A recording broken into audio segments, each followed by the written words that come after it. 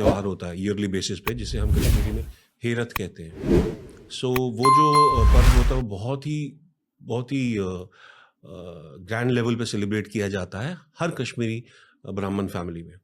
सो उसकी वजह से हमें मालूम होता था कि हेरत आ रही है, ये शिवरात्रि का रात है और हमें भगवान की पूजा करनी है। और पूरे घर की सफाई होती थी, 4-5 दिन पहले ही सब सफाई होना शुरू हो जाती थी और क्लीनिंग होती थी, and then we used to pray. So we had understood the significance of this particular day जब हम छोटे थे। ओके, मैं इतने ज़्यादा सवाल आपसे इसलिए पूछना चाहता हूँ क्योंकि आपका नाम हमारे पॉडकास्ट गेस्ट लिस्ट पर बहुत टाइम से रहा है। Probably you are one of the first names, पहले 4 साल पहले। पर Okay. पता नहीं क्यों आज ये पॉडकास्ट हो रहा है। एट द सेम टाइम एक शब्द है उपासना, मतलब एक स्पेशल तरह की पूजा। और पिछले 6 महीनों से मैं शिव जी की उपासना कर रहा हूँ। एक स्लाइड जो आप शायद when you were walking and I was just doing it, मैं वहाँ बैठा था। हाँ, you're lighting some. सो मैं शिव जी की उपासना बहुत ज़्यादा कर रहा हूँ एंड आई पर्सनली फील कि उस वजह से आपका ये पॉडकास्ट आज पॉसिबल हुआ है।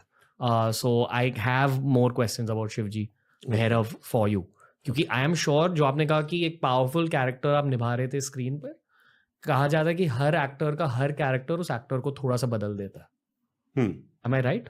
हाँ, उस कैरेक्टर ने आपको बदला कैसे? उस कैरेक्टर की कुछ लर्निंग्स थी जो मेरे लिए बहुत आने वाले टाइम में मुझे बहुत फ़ायदा हुआ उन लर्निंग से। एक उसमें लर्निंग थी, ना सम्मान का मोह ना अपमान का भय।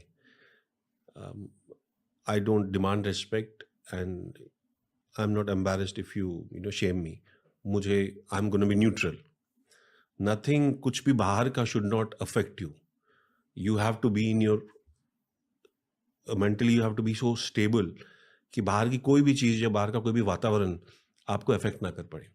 वो एंड लाइफ को देखने का पर्सपेक्टिव कि हमारा इस धरती पे पर्पस क्या है, लॉन्गर जर्नी में व्हाट इज़ द पर्पस। कभी कभी कुछ लोग होते हैं जो इस पर्पस से भटक जाते हैं। हर कोई उस पर्पस से वापस आ जाता है, बट उस पर्पस को जानना बहुत ज़रूरी होता है। ओके, आपका पर्पस क्या है? आई गेस वो पर्पस जो होता है वो हर सालों में चेंज होता रहता है। बिगिनिंग में जब आप छोटे होते हैं वो पर्पस होता है एक अच्छा छोटा भाई बनने का, बहन बनने का, बीइंग अ गुड सन। शादी हो जाए तो being a good husband, then if you have kids then being a good father. So ये लाइफ के सारे जो पड़ाव हैं, आपको हर उस पड़ाव को जस्टिस देना है और उसे अपनी कंप्लीट रिस्पॉन्सिबिलिटी और ऑनेस्टी के साथ निभाना है।